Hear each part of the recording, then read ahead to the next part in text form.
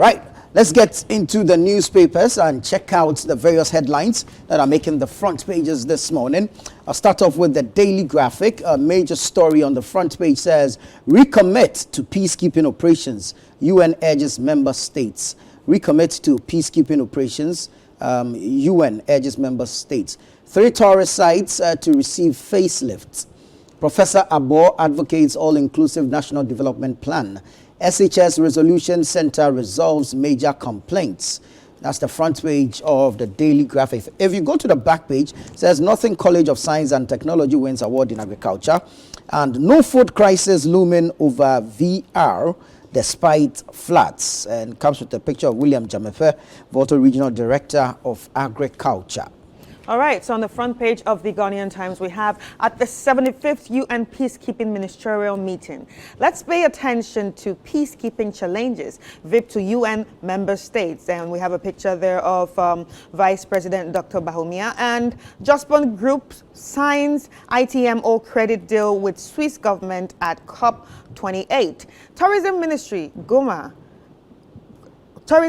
Guma Group signed $50 million agreement to develop tourism sector, and NDC rally support for minority to reject LI to ban importation of selected items.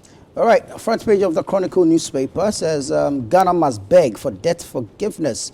Dufour's IFS suggests to government. Let's explore and navigate gaps in peacekeeping. This is attributed to the Vice President. Will protect Abuache Festival. This is Winneba Youth. Trial of Opuni and others. Council accuses Justice Honyanuga of judicial chicanery. That's a very big word. Well, I'd have to look it up and find out exactly what it means. And then, of course, we can take the scripture of the day, Proverbs 15:22. Without consultation, plans are frustrated, but with many counselors, they succeed. That's it for the Chronicle newspaper. And on the Daily Guide newspaper, we have Ghana reaffirms commitment to UN peacekeeping. And the big one here, running mate saga. NPP gives Bahumia extra time. Why Jessica George was fired. And CPP sacks top executives. And lastly, we have you have no appellate jurisdiction over High Court. OSP told. Supreme newspaper front page says NPP VIP selection. No rush. Bahumia asked for more time. 2024, Ronnie will be a disaster for Ablekuma West. NPP supporters crying out. Sun Farm in Ghana supports Volta flood victims. When about Ramsar site intact, Afenyo Markin shoots down NDC propaganda. GRA mess, Amisha Dai must go. Concerned citizens of Ghana demand. That's the front page of the Supreme newspaper. All right, so on the front page of the Daybreak, sex, screen addiction, a threat to mental health, and that's by a psychiatrist. Basically, sex and screen addiction are a threat to mental health. And sexy judge speaks out on his dismissal. And Bahumia requests more time for running mate. Special body armor for Ghanaian, Zambian praise keepers. I'm not sure that's praise. It's supposed to be peacekeepers, I guess. But the last one here, health workers raise alarm over laughing gas abuse.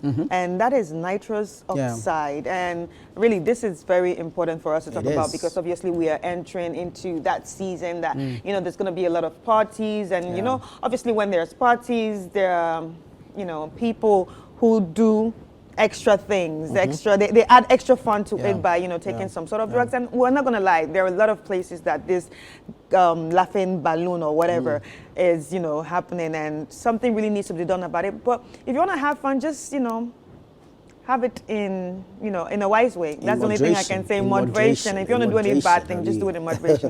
Life goes on after the Christmas festivities, right? So yeah, you'd want to come out of the celebration sane, alive and intact. Yes. You understand? Don't go overindulging yourself and go contract or go cause any harm to your organs or anything. Let's all have fun together, but in moderation. You just come to situation. You understand? You have enough fun on the nights to take you throughout the rest of the season. So after situation, you can go home and sleep, and that will be it. All right, let's look at the Anchor newspaper. Top mining firm cedes concession to residents. Deputy Minister commends Cape Coast Resources Limited. Okay, so the laughing gas story is also here. Says GMA others warn against laughing gas, backs FDA to clamp down on usage. Grave looters invade Takrady Cemetery. Over 100 tombs destroyed. Bodies, caskets missing. Okay. Yenku Forest, not least for mining. Minerals Commissioner lays fear, CEO to meet chiefs. Minerals Development Fund commissions ultra-modern police station. And Ghanaians set to sing 3,200 songs in 117 hours. Hopes to break Guinness Book of Records. We wish her luck. Yeah, we really do wish her well. I mean, it wouldn't be easy. And you know, it's interesting, you can't repeat your songs, you know that? Yeah. That's part of the rules, that you can't actually repeat any songs. I Every song has to be can fresh. Only and so that's after why 4 hours. Yeah, and that's why she has chosen to do 3,200 songs. Wow. In different languages. But all Ghanaian songs. I don't know if it's all Ghanaian though. I think I heard her say all Ghanaian songs. Wow. Wow. I think we need to support her. And we need to I think we need to support her because well, this is actually how Hail has started too. So if we can support. And also this is how the trip from Accra to London also started. And we don't always have to wait for the people to be great before we be like, oh, we should have. Yeah. Once she's gotten the clearance from the Guinness Book of Records, so I think we all need to this is the time to actually push and let the... If we go. We wish you all the best, girl. Right. All right, so you're done, right? Yeah. On the front page of the Business Analyst, and the big one here, your money is safe. Governor of BOG assures depositors. And withdraw obnoxious import restrictions, LI, and that's NDC to government. And Gold Coast Fund saga, Parliament offers hope to customers. Ghana is a net exporter of peace, and that's by the ambassador of the United States to the United Nations. And that's the Ambassador Linda Thomas Greenfield, United States Ambassador to the United Nations. And we also have Isaac Adongo's allegations. GRA denies securing $75 million loan. All right, finally for me is the Business Finder. Front page says tourism attracts $50 million private investment to improve infrastructure at selected sites. I really can't wait to see this come to pass because it's really important. Some of these tourist sites, nothing to write home about except for the history the place possesses. Really, there's no attraction. Yeah. And the roads leading to these places, please fix them. In March, we are going on the caravan, the Heritage Caravan. We need you to fix these roads. We need you to provide proper hospitality service, proper accommodation, so we can bring more Ghanaians to experience the place. And of course, you rake in the revenue.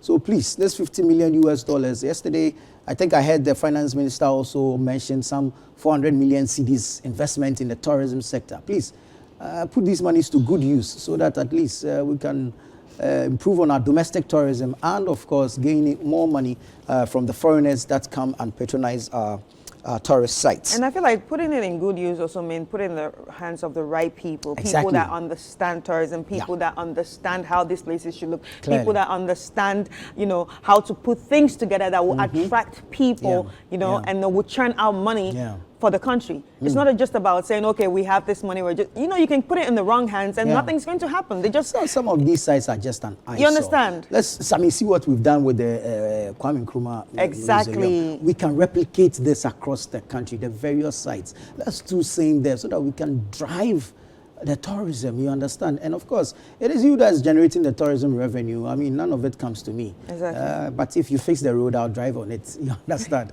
So please do. All right, seek debt cancellation from external creditors. This is IFS speaking. It comes with a picture of Dr. Said Boache of the IFS. Put policy ahead of politics. Chamber of Mines speaking here. That's it for the Business Finder. All right, so my last paper here is actually the ABC News, and it says, attack on judiciary. You are treading on slippery ground. Special prosecutor warned. Kwesi Bafo Sapon is new CEO of Ghana Shippers Authority. And confusion rocks CPP. Naya Jantwa others booted out. And lastly, Efutu Sacred Forest not sold for lithium mining, Efutu MP says. All right. So, yes, interesting stories making the headlines this morning. You might want to walk to a newsstand out there and grab a copy of your favorite paper, and you can get the details there. I want to take you online and jump to citinewsroom.com real quick and bring you some of the stories that are making the headlines on them. There's a story from MTN Ghana. Says CEO Saloma Dadivo appointed Group Chief Commercial Officer. That's on citinewsroom.com. Stephen Blewett takes over as MTN Ghana CEO. Depositors' funds remain safe. This is BOG Governor given that assurance. Nanaya Jantua resigns as CPP's General Secretary. Extending Atuesian's payment deadline would have set a bad precedent. This is Deputy Attorney General speaking. NPP to discuss running mate for Bawumia. That happened yesterday.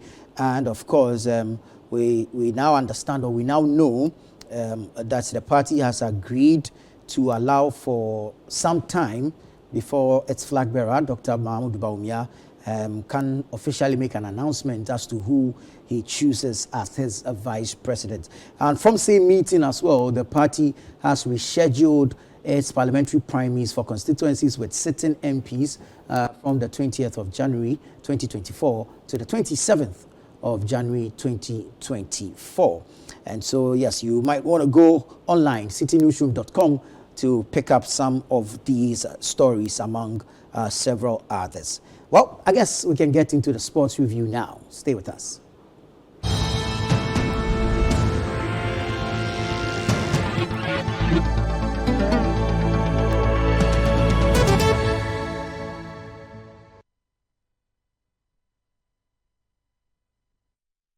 All right, we begin from the Bet Power Ghana Premier League, where referee Reginald Collins Amwa will officiate a super clash between Hearts of Folk SC and Asante Kotoko SC on match day 14 of the Ghana Premier League. Now, referee Amwa has officiated a total of 4 matches this season and issued 2 red cards and 11 yellow cards so far this season. He is also yet to award a penalty kick this season. The match is a home match for Hearts of Folk, but due to the closure of the Accra Sports Stadium by the National Sports Authority, they have to honor the encounter at another grounds. The match is expected to kick off at 3 p.m. at the Baba Yara Stadium in Kumasi. All right, let's get into the English Premier League. And of course, you know that the English Premier League is always live on Citi 97.3. And we're looking at yesterday's fixtures.